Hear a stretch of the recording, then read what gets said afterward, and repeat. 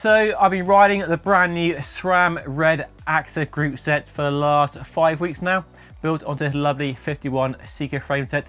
First ride impressions on the bike coming very soon, but let's talk about the group set.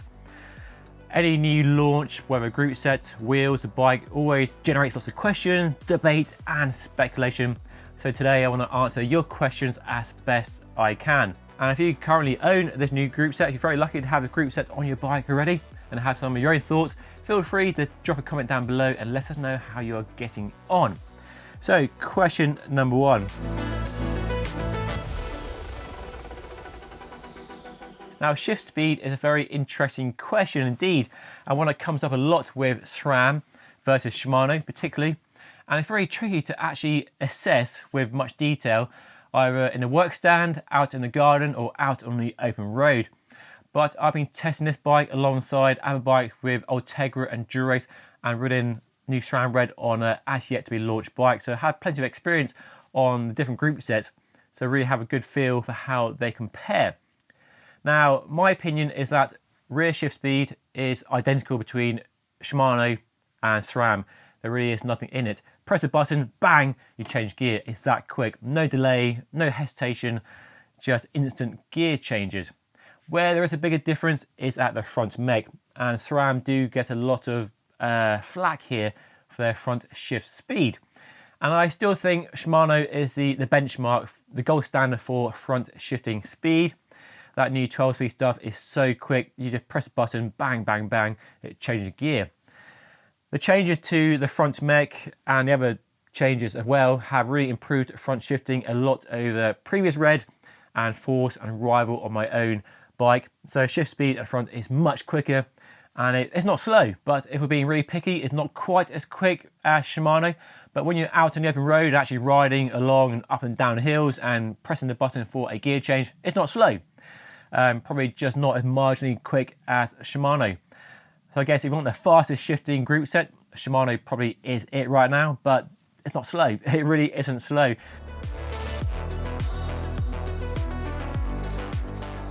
So yes, the reach is a bit longer, about 5mm, depending on where you measure from the base of the hood to the front of the brake lever compared to Dura-Ace. And that may affect your bike fit depending on how fussy, how particular you are about your bike fit. But I've been riding different bikes now with both SRAM Red and Dura-Ace and Ultegra, and generally found the difference in reach to be a real non-issue. Well, not a non-issue, but less of an issue than some people are perhaps making it out to be. But I will add, when I built this bike up originally with the new Zip Aero handlebar, which has an 80mm reach, I found a reach a bit long. I pushed the saddle forward to compensate.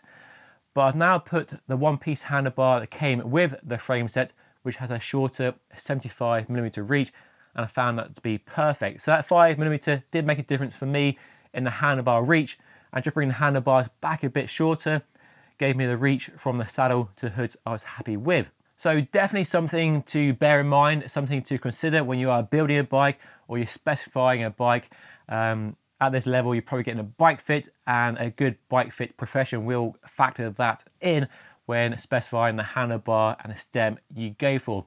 But the benefit of that longer hood is a more area for your hand to be planted on. And given most of us spend most of our time on hoods, that's why hoods are getting longer and more ergonomic. And compared to the 80s and 90s when hoods were tiny, tiny pointy things because they weren't designed for riding on, you were riding the drops all the time when you were racing.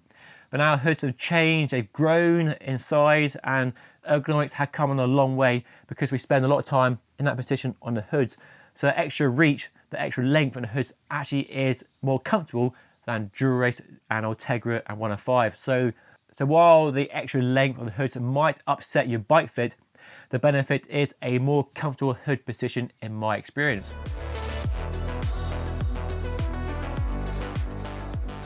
Yeah, it might be a bit longer, but the feel of the hoods, the refinement, the shape, the ergonomics is fantastic. And perhaps my favorite feature is the fact we now have a lot of space between the drop of the handlebar and the brake lever underneath the hood.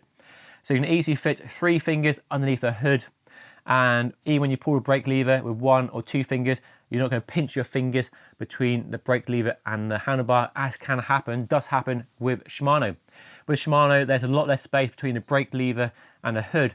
And because so many people, so many of us are riding a lot of the time in the hoods with fingers wrapped around the hoods for security and a nice grip on the hood, having that space underneath the hood makes a lot of sense. They have designed the hood to be a more comfortable thing to hold for longer periods of time. So the shape of the hood is something I really like. I think Shimano still has an edge in terms of the overall smoothness, the roundness of the knob bit. And SRAM is still a bit more square, but when you're actually holding the hoods, that is less of a difference. I think generally, I actually prefer the shape and feel of the new SRAM hoods over Shimano, which is something I never thought I'd say, because Shimano for me for a long time have been the benchmark in ergonomics, just how nice those hoods are in your hands. But I genuinely believe that SRAM now have the edge over Shimano, which is pretty impressive given since both companies went to electronics and hydraulic disc brakes, SRAM have definitely lagged behind where Shimano had been at for a long time. But finally, SRAM had caught up and I think overtaking Shimano.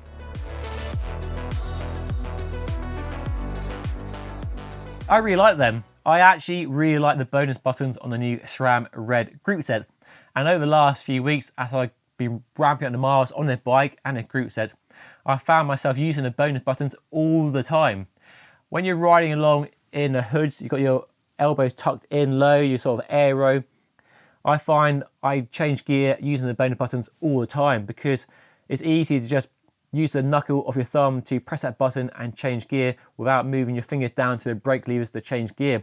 In the wind tunnel, I'm 70 watts faster in that position than in the drops. I can change gear without moving my hands, just a small maneuver of my thumb.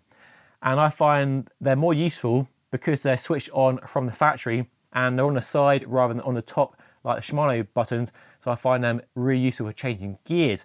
You can customize the bonus buttons to change screens on your computer, but personally that's something I've never really been interested in, but I know lots of people are. But I really like the fact you can use them for changing gears and it fits the way I ride a bike really well. The buttons aren't quite as tactile as they could be. They're not as defined and obvious to press as sort of the lever paddle buttons, but they don't actually require much effort to change gear, and once you get used to them, they are okay. But I do think they could improve just how tactile and pressy they are to press. No, they don't remove the need for blips in my experience. The bonus buttons are great when you're in that aero attack position, but when you're climbing, I like to ride on the top with my hands just there, and having the blips underneath the handlebar means I can change gear without moving my hands to the brake lever to change gear when you're climbing, to just change gear with your thumbs. So I find them a fantastic feature. They're wireless, put them wherever you want, on the bottom of the handlebars, on the tops, on the drops, wherever you want, but on the tops underneath for climbing is a fantastic feature and something still that Shimano don't offer. So that is an area where SRAM definitely have the lead, and it's something more people should make use of on their SRAM bikes. Yes, I see a lot of complaints about front mech shifting performance with SRAM bikes and drop chains being a bigger problem apparently, but I have no data to really back this up. But my own experience of riding hundreds of bikes over the last few years with both Shimano and SRAM is that drop chains do happen occasionally, but don't happen on a regular basis, and certainly don't happen more on SRAM bikes than Shimano bikes. I can't actually remember the last time I dropped a chain. It's that rare a thing. I've been riding SRAM rival AXS on my own giant TC. I'm pointing at it hanging up behind me, and it's been faultless. Haven't dropped a chain in 2 years of riding, and in 5 weeks of riding this new group set, haven't dropped a chain once. Every time I press both buttons to change gear, it changed gear with no delay, no hesitation, no fear the chain was going to drop and leave me spinning frantically up a hill. So for me, reliability of SRAM is not really a factor. I know lots of people do complain about front mech shifting, but in my experience, hand on heart, not had any issues at all. So for me, the front shifting performance is really on a good level now. So yeah, not really much more to add to that really.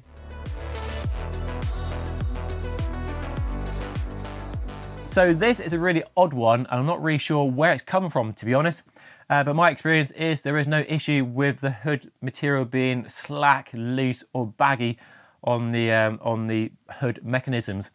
The refinement of the hoods, the whole group set in fact, is very good, and the refinement is probably a step above old Red and definitely on the same level as Dura-Ace and Ultegra Di2. I have a Di2 bike in my stable, and I've been comparing the rubber material and the fit and finish of both group sets, the hoods in particular, and they're both on the same level. I can't get the rubber hoods to budge or twist or move out of place, even with quite vigorous gripping and twisting of the hoods. And during normal use, there's no movement, they don't budge around, it's not an issue at all. Luckily, we've had lots of rain here in the UK. It might be summer, but the weather gods don't know that, and we've had lots of rain, and I've been riding the bike in the rain, and I've had no issues with the brakes squealing or whining or making any sort of noise. And I think that's either good luck or down to a good bedding in process. I'm basically riding down a hill and using the brakes a lot to build up lots of heat and transfer pad material from the pads onto disc brake rotors to build up a nice interface between the pads and the disc brake rotors. And once you've done that, my experience of noise in any conditions is really not an issue. And I think the reason lots of people suffer from squealing brakes is a lack of a good bedding in process. I do think bike shops are guilty of not making customers aware of that necessity, and bike brands could definitely do more. And I've also not had any problems with sort of dirt and grit getting stuck between the pads and the rotors, making noise when you're riding through sort of gritty Belgian conditions. But I'll keep an eye on that for how it progresses over the next few weeks and months.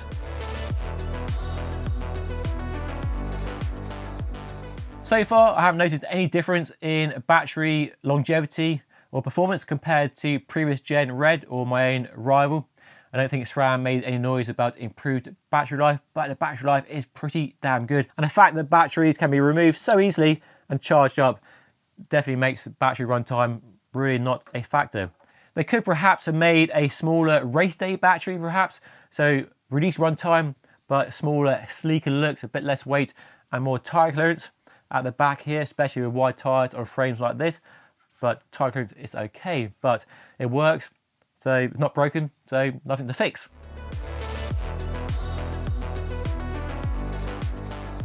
I love the fact the new group set is entirely backwards compatible with any 12-speed group set from SRAM. So Rival, which I have on my own Giant, Force and previous gen Red. And that does mean you could upgrade parts of your bike to the new group set. And for me, the biggest improvement on a group set are the hoods and the brakes. So you could, while they are expensive, go and buy the brakes on their own and put them on your Red, Force or Rival bike and get essentially a new group set. Use the crankset and the chain and the rear mech you have on your bike already, but get all of the big improvements, the real headline changes here, the improved ergonomics, the better braking performance, without buying a whole new group set, which is a lot more money than just buying the front end, the brakes on their own. So I can see a lot of people doing that, refreshing their bike with just new hoods and brakes. And I think that could be quite a smart thing to do.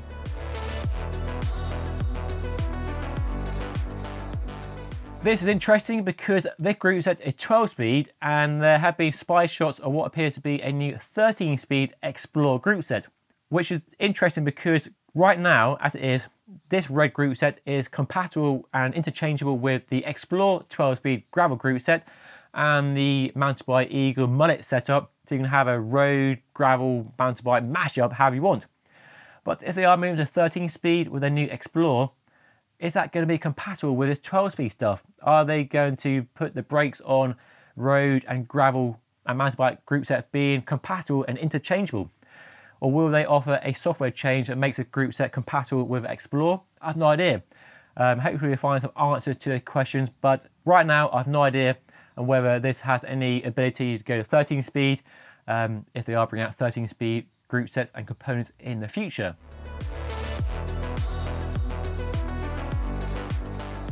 So this is a really, really tough one, and I'm sure you have your answer because most people have a preference whether it's Shimano or SRAM. They sit in one camp or the other. I sit in both camps, and for me, I've always said in the past that my favourite group set, my ideal group set, is a combination of features I like from SRAM and features I like from Shimano, so a mashup of the two group sets. And I've said in the past that I would take the ergonomics and the reliability and the shift speed of Shimano, but the shift logic and the gearing options from SRAM. But right now, I think in pure shift performance, I think Shimano still has the edge over SRAM. If that's your main focus, just the best shifting performance, I think Shimano is still the group set to go for. But where it gets interesting is the fact that I love the gearing options from SRAM. I think they are more real world friendly for us regular riders, much lower gear range while still accommodating the pros with bigger chainset offerings. I now love the ergonomics of SRAM better than Shimano. I think the hoods are fantastic, and I love the feel of the brakes. That light brake lever action is fantastic. I think the stopping power of SRAM is probably a tiny bit above Shimano, but not much in it. But it's more how they feel. That usability is much better than Shimano now. And Shimano have not nailed a power meter at all, where SRAM definitely have. But on the downside, the power meter here is built in to the cranks and the chain rings. So when chain rings wear out, you replace the power meter as well. But apparently, according to SRAM, that isn't really an issue for most people. But let me know if your experience differs. So that's a bit of a downer. In terms of looks, well, that's subjective. So let me know your thoughts by leaving a comment down below. I love the look of Shimano, but it's getting on a bit now, isn't it? We're a bit bored of all that stealth glossy black. I do like the look of Red. I think it looks very high tech. I like the machine metal. I think it's a nice looking group set. But yeah, very subjective that one is.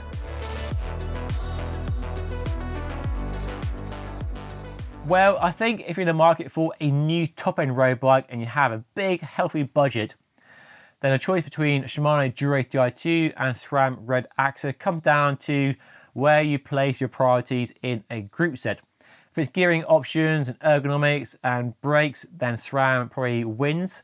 But if you prefer outright shifting performance and proven reliability and shift speed, and you like the looks of Shimano, then Di2 is probably the way to go. But the changes here definitely bring SRAM right up to Shimano in terms of outright performance across all the metrics you test a group set for. And really, choosing between the two is a very hard job indeed. So really splitting hairs between the two group sets. They are both phenomenal in terms of performance and everything they offer on a modern road race bike like this. So as I mentioned earlier, I've been riding the group set for the last 5 weeks, and I'll keep riding it for the next few weeks and months before I deliver a nice long-term verdict assessment of the group set. I don't want to rush into this. I want to make sure I've tested every aspect of the group set and really given it a long-term test. But hopefully this video has answered any questions you might have had about the group set, and if there's any I missed, drop a comment down below. And if you want to see that video on my first ride experience of the new group set, watch the video right up here. And of course, don't forget to subscribe by hitting the button right here. But that is all for today. Thank you so much for watching. I'll see you again very soon.